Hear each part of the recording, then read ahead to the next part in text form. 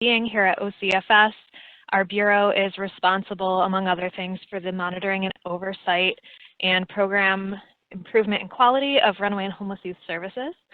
We're really thrilled to have you with us here this morning. I'm going to have Christine introduce herself and go over some housekeeping.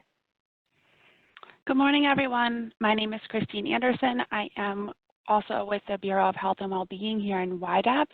I work underneath Madeline as the Anti-Trafficking Program Supervisor as well as an RHY Supervisor. As Madeline said, a few little housekeeping things. I know we've all become very accustomed to WebEx trainings, but just a few things if this format looks a little different to you. You should have a chat box in the bottom right-hand corner of your screen. Madeline and I are going to ask that you keep your questions within the chat box, and you can put them in there anytime throughout the training. Please make sure that little send to box that is right above the chat box is selected to send your questions to all participants. That way everybody can see everything that's being asked. It helps eliminate duplicate questions, which helps us filter them out. At the end, and we will get to questions at the end. The session is also being recorded. We hope to have it posted in the near future, and we will distribute the slides after the training is done. And I will pass it over back to Madeline. Thanks, Christine. Okay, so why are we here? Can we, next slide? Oh, I can move them. Just a moment.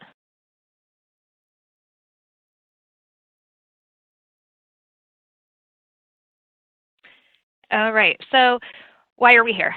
We have noticed in our monitoring and oversight that there's some confusion about identifying whether young people are homeless, runaway, destitute, some combination thereof.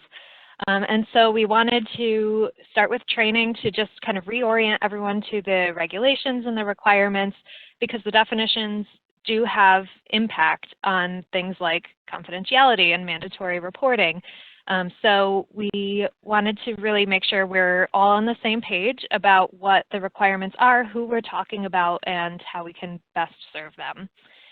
We did offer an identical version of this training to the county coordinators pretty recently. The purpose of that was to make sure that we are all on the same page from state to county to program.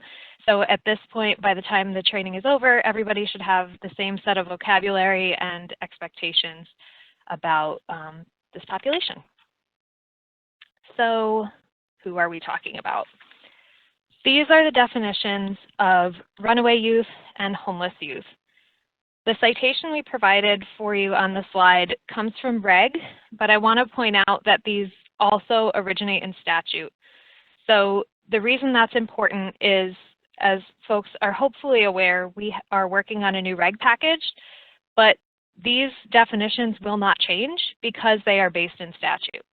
So these are the current definitions, and they should be anticipated as the future definitions as well. They're not changing. Right, so here's what we're talking about. When we're talking about runaway youth, we're talking about a child, a person who's a legal minor under 18 years old, who's absent from home without the consent of their parent, guardian, or legal custodian. When we're talking about homeless youth, and we're talking again about minors who are not yet 18 years old, those individuals are in need of services where there is no shelter available and there is no supervision or care available. That's one definition of a homeless youth. The other definitions of homeless youth impact adults, so 18 plus, and that is a young person who's in need of services without a place of shelter, right? So that supervision and care is no longer in play because they're legal adults, and it can include young adults up through the age of 24 until their 25th birthday if the county includes homeless young adults in their definition in their CFSP. So the CFSP is a plan. It's submitted by the county to the state for approval annually, and there's really like a toggle box, a yes-no question. Are homeless young adults included in the definition of homeless youth in your county, yes or no? By saying yes, that automatically means that homeless young adults are eligible for non-res services, and it also allows for the programs within their county to apply to expand their operating certificate to include homeless young adults if they haven't done so yet. So it seems pretty clear when it's written out, but where it gets most confusing for folks is really for the minors. So the difference between a runaway youth and a homeless minor who's not yet 18. So there's two questions that can be asked to help break down the distinction. The first one is shelter available. So if there's no shelter available because it simply doesn't exist, the kid has no place to point to as home, or shelter's not available because they were kicked out, then that kid is almost certainly homeless.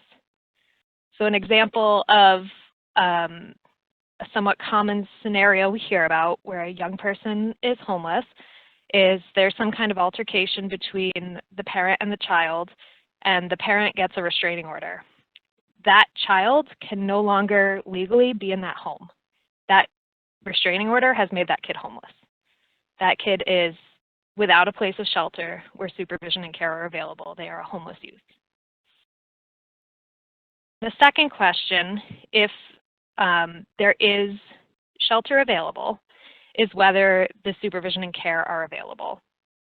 So the place where this gets the most tricky and the most confusing is if the care is available or if it's of quality, right? So if the care and supervision that are available include things like withholding love, excessive rules, punishment, abuse, supervision and care are available, but they're not quality. So if a kid's living in that situation and they leave, that kid is a runaway youth. There is care available, it's not quality. They deserve quality. They can come to these programs as a runaway youth, right? An example of where supervision and care are not available is something like there is a stable apartment, the parent maintains it, you know, the kid can come and go and they have access to this reasonably safe place to live, right? But the parent, for whatever reason, often mental health, substance use, or something similar, they're really essentially MIA. The child has no reason to anticipate that the parent will be there on a regular basis. They have no idea when they come home every day from school if the parent's going to be there or not. Supervision and care are not available. That kid then is homeless. So it's that two-part question. Is shelter available, and is supervision and care available? Not necessarily is that supervision and care of quality. That's the biggest difference between runaway youth and homeless youth when we're talking about minors. Another definition we need to throw out here is destitute child. So we know that this phrase or this term is not especially grounded in positive youth development. It is the term that's in statute, which is why we use it. So a destitute child is somebody who's under 18, so again, we're still talking about minors, where there is insufficient shelter, among other things. They aren't abused or neglected, but there is no parent or caretaker available. So there is very significant overlap between the definition of a homeless minor and a destitute child. So the most common examples of destitute children that we see, the parent died, the parent is in a coma, so they are not able to make decisions or plan for their child. They can't be located or reunited. Maybe the parent was deported, but the kid is still here. Those are some of the common examples of a destitute child. And the statute is provided here at the corner for you for reference.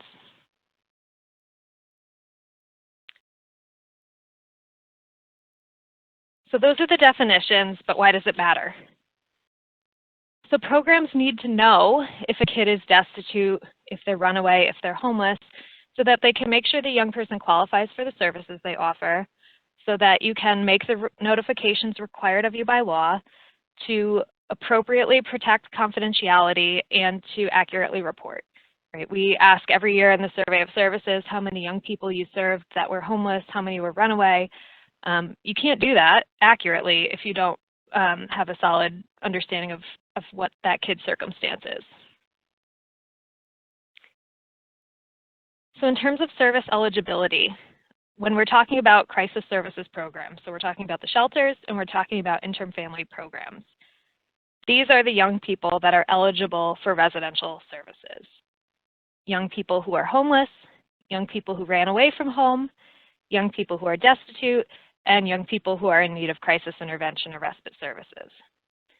The reason runaway from home is included in bold in this list is this group of young people is not eligible for residential services in TILP programs. Young people who run away from home are only eligible for residential services in these crisis services programs. This is sort of the footnote, if you will, that the program also needs to be properly certified to serve that kid. So generally, the restriction on that would be the age, right? You can only serve the young people who fall within the age range you're certified to serve, and that they're not disqualified from the criteria and 1.9b, which is the shorthand way of saying the young people can't be maintained safely. Either they are posing an imminent threat to themselves or others in the space, they have really high medical needs that can't be met, or after lots and lots of coaching, they are not willing to comply with the program rules in a way that keeps everyone safe. So those are kind of the caveats to this list up here.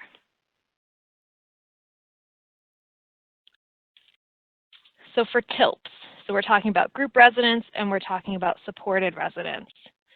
Young people are eligible for those services when they are homeless, when they are destitute, and when they're in need of crisis intervention or respite services.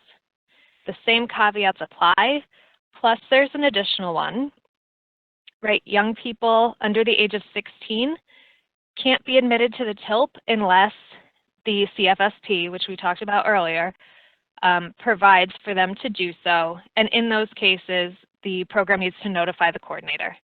The coordinator then notifies OCFS. So that is available, right? TILPs can serve young people under 16 when those conditions are met.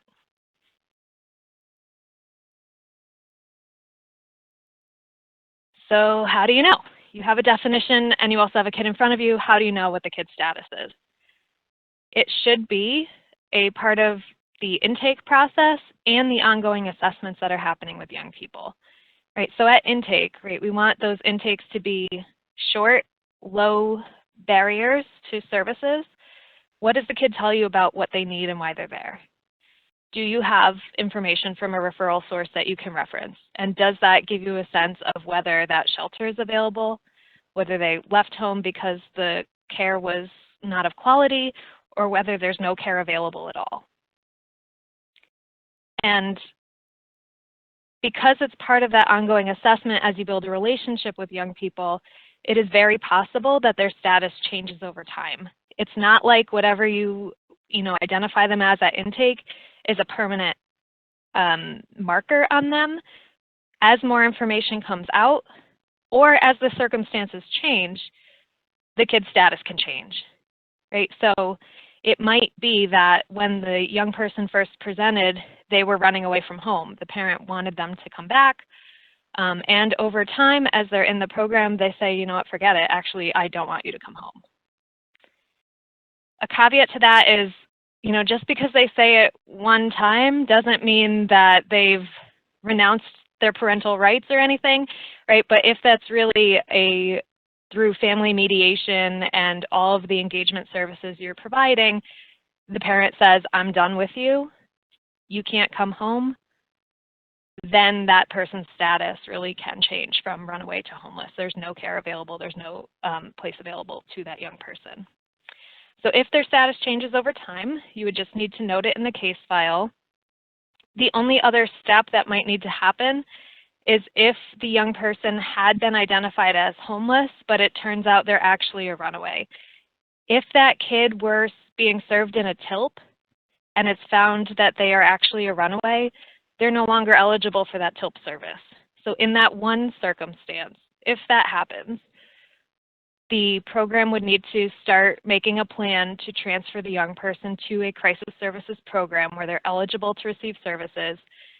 That is not to be interpreted as an immediate ejection, right? It does not mean that as soon as that change in status is identified, the kid needs to leave immediately. It means there needs to be a plan to get the kid into a safe service where they're eligible for care. And if you're having trouble doing that, that's when you call your county coordinator. It's their job to help you out with that. And I'm going to ask Christine to take it from here. Great, thank you. Okay, so as Madeline said, we need to identify if a youth is considered potentially destitute. So how do we do that? Well, the first thing we need to do is we need to rule that out. We need to rule out that they are a potentially destitute youth. And if you do find out that they are, the first thing you have to do is notify their local appropriate local district. And how can you do that? Well, we have created a very handy-dandy optional form. It's called Appendix C. It is available on the OCFS website, and you can use this tool to identify if a youth is potentially destitute or not. And so you want, like I said, you want to rule out the potential for destitute. And then you document that in the youth's file. Now, do you have to use this form? No, you don't. However, whatever procedure or form or plan you put in place to make this identification, it should be done consistently across the board with every youth so that there is a consistent procedure and everyone's doing things the same way. Now, when we make these identifications, who do we have to notify? So this handy-dandy chart, we recommend that you print out when you get the slides. It just is a very clear, distinct way of telling you who you need to notify and when. And like I said, we'll send you the slides after, and then you'll be able to print it out and have it at your disposal. It's just a really good layout of who needs to be notified and within what time period. What do those notifications consist of? So parental notification must be made if they're under the age of 18 within 24 hours of their admission. What does that notification include? So you want to talk about basically a general summary of the state of the youth at that time, right? They're well fed now, they're showered, they're feeling really sad, but they're safe and they're here and we're going to help them. And then you document this in their case file. However, as you can see below within REG, you can delay that notification up to 72 hours based on those conditions. But the notification should be done within those 72 hours with that basic summary of the youth's state of well-being, physical and mental as well. Notifying the local district. You have to notify them if they are potentially destitute as soon as you make that identification within reason. And we encourage you to discuss this with the youth. So you want to explain it just as you would explaining that if you're making a call to the SCR as a mandated reporter. I'm making this call. I have to by regulation or law. You can be present. Explain to them what you're going to tell them. And notify that also in their, or document that, excuse me, also in their case files. It doesn't determine whether they're eligible for service or not. It's just who they are, that you believe they meet the definition of being a destitute youth, and then the local district will follow their procedures. Once you, as a program, notify the local district, it's their job to do all of the following, the rest of their steps. You are not responsible for their responsibilities. However, if you are noticing that you're making these notifications to your local district and nothing seems to be happening or changing, that's when you want to give us a call at OCFS and let us know so we can follow up on that. Let's talk real quickly about re-entry into foster care. Some youth are eligible to re-enter foster care if they are under the age of 21 and they left on or after their 18th birthday. They either signed themselves out, they were discharged, and maybe their permanency plan fell through. There is a pamphlet that you can give to youth about re-entry into foster care. If the youth meets the requirements, you have to give it to them, excuse me, but you can give it to any youth at any time. And I believe that is also available on our website, so you can look for that. And when we send the slides out, we can also include the links to both of the Appendix C for the identification of a destitute youth as well as the pamphlet. And again, all of that requirement about handing out the pamphlet is listed out in 18 ADM OCFS 19, which you'll see in the bottom left-hand corner of the screen. Other things to consider. Consent is required by the young person if they want to re-enter foster care. You cannot require them to re-enter foster care. They have to agree to it. However, the young person does not need to consent to notify the local district if they're determined to be destitute. That's required. As you know, the last thing we're trying to do is push youth out of our RHY programs, but I think we all know that sometimes foster care has resources available for a young person that we may not, but we can't force them to take those services. If they meet the eligibility requirements, you want to file that reentry within 24 months of their first final discharge. All of it says that on the screen. Now, what if a youth ran from their foster care placement and the program they left is asking about them? We know that this happens, right? We should not be turning kids away because they don't tell us enough information at intake. They may specifically not tell you that they left foster care purposefully, and that's okay. However, if the youth is in foster care, the county is their legal guardian, not the program. So you can't tell a program without the consent. You would just make sure the county or the local district is aware. And then DSS will notify the foster care placement. And what if the youth won't share enough information? Again, normal. It takes time to build a rapport with a young person, takes time to build that trust, takes time for them to break down those walls. We know that this is very normative behavior. And again, we don't want to be turning youth away because they're not telling us every little detail. You want to let them in, build the relationship, make determinations as needed, and remember that we are very aware that these definitions can be fluid as that rapport builds and as their circumstances may change. So they may divulge to you in the beginning that they are homeless, and then 3 months later you realize that they're actually a runaway, and that's normal. But keep in mind that as these circumstances change and information is divulged, if you discover something that makes a youth ineligible for the services your programs provide, then adjustments to their plan need to be changed. For example, so we know that TILPs can't serve runaways.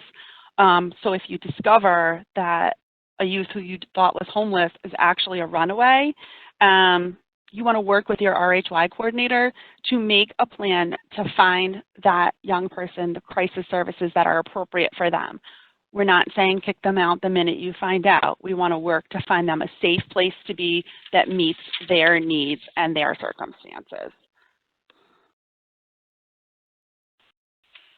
Okay, so what if we determine that the youth parent, the presence in the program and the parent didn't indicate that they want them to come home?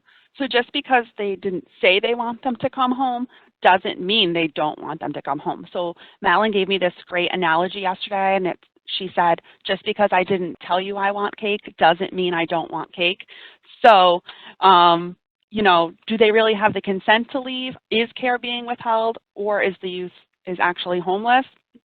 A parent not encouraging a young person to come home doesn't mean that they're withholding care. So it's just a few things to keep them or keep in mind.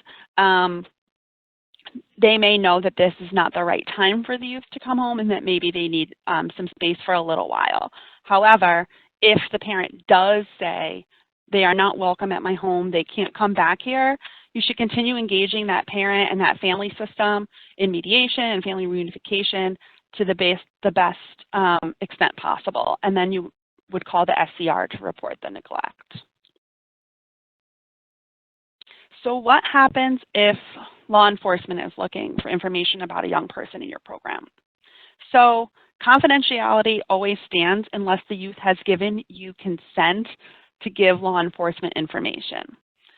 There are circumstances where that is not applicable, and that is if they're in pursuit of them, or law enforcement shows up at your program with a warrant. then you need to follow the instructions of law enforcement at that time. But otherwise, you would just say, I cannot confirm or deny whether they're staying here, and information about what your programs offer and the rights of the young people in your program. I know I went through all of that really quick, so we are going to open it up to questions. You can put them right in the chat, and Madeline and I will share responses.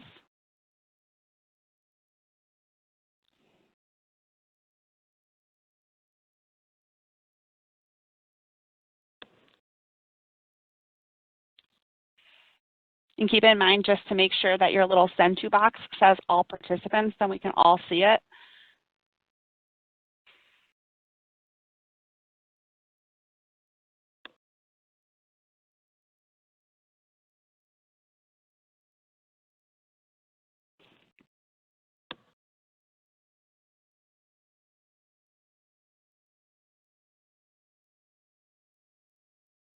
Yes, you will be emailed the slides as well as links to both the Appendix C and the pamphlet we discussed after the fact. Okay, there is a question. On Appendix B2 in the initial assessment, there is a section that asks if the youth is considered homeless or a runaway. If the answer is runaway, does that mean that the RHY TIL cannot accept that youth? So we know that runaways can, Madeline also saying yes, go ahead. Right, if the kid is a runaway, then they are not eligible for TIL services. That is defined in regulation. Runaway young people are not eligible for residential services from a TIL. They can get non-residential services, but they cannot stay there as their residents.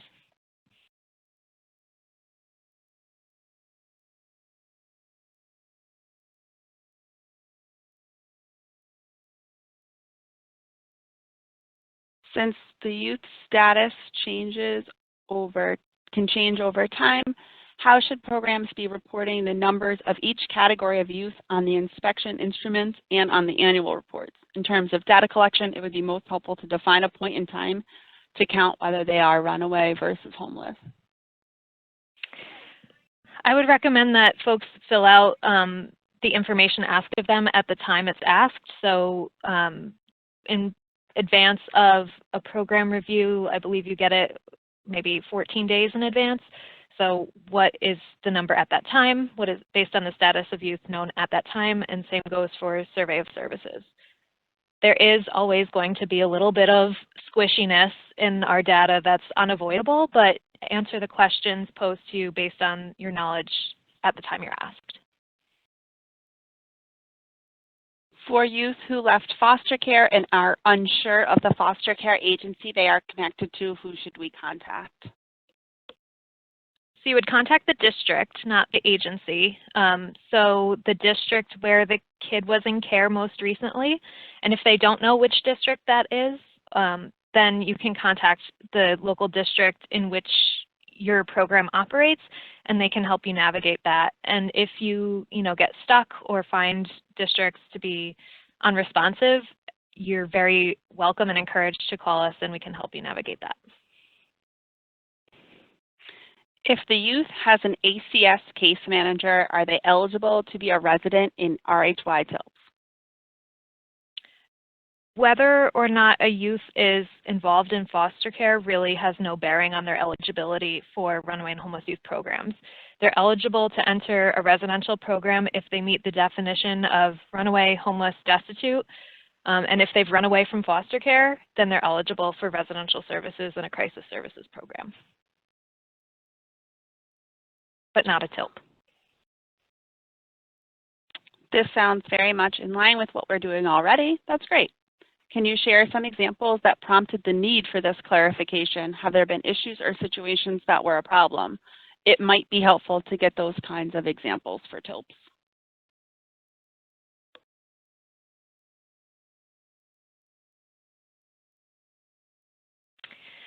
I'm trying to think of an example. There are some programs where this information was, I believe, forgotten We're not suggesting that programs are operating with malintent or anything like that. But you know, a young person came and said they're needing services, and the program admitted them, and without doing the due diligence of identifying whether they were truly runaway or homeless. So there's not like one glaring example that I can share with you all, but we were noticing a practice that was getting a little bit loose in defining young people as either runaway or homeless, and so we wanted to take the opportunity to get back on the same page. Is there a difference between a TIL and a TILP?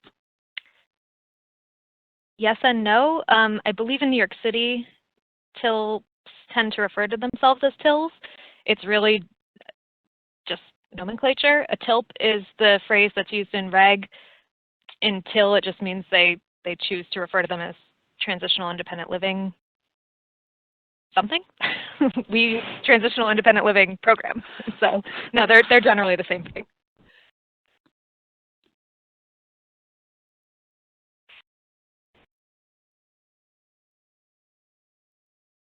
Okay.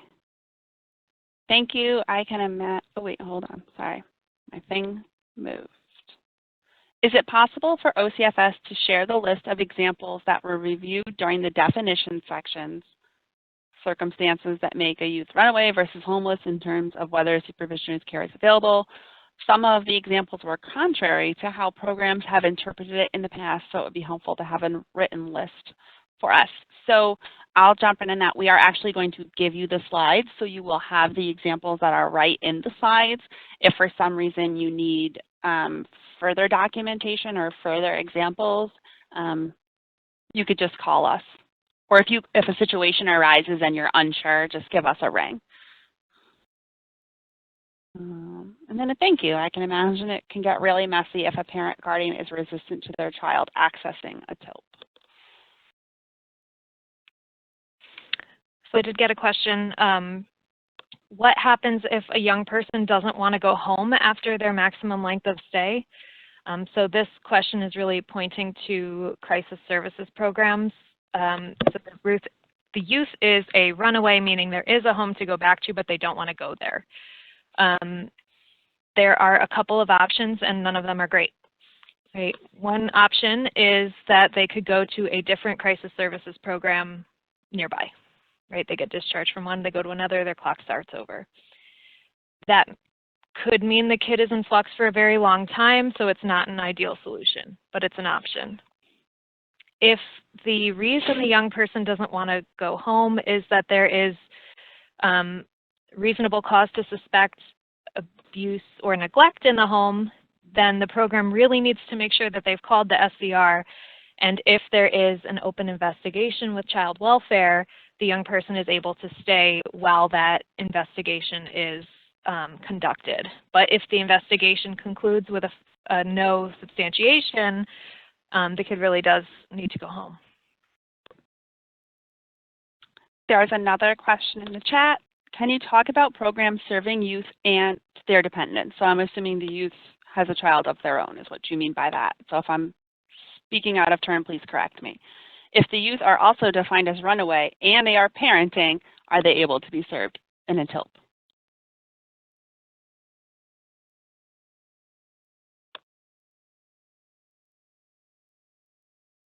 No. I mean, if the kid is a runaway, they're not eligible Right. for TILP services.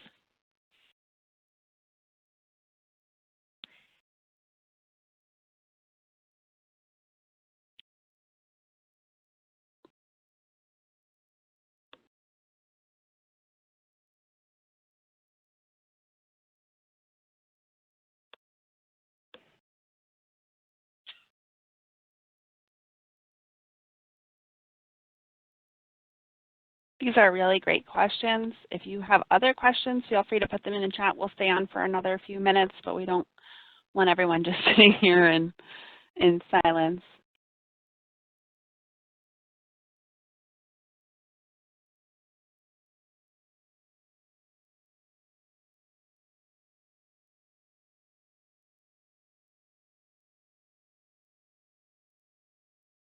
Well, thank you everybody for joining us. We appreciate your calling in. Please share this information with your colleagues. We will be circulating information, including the recording.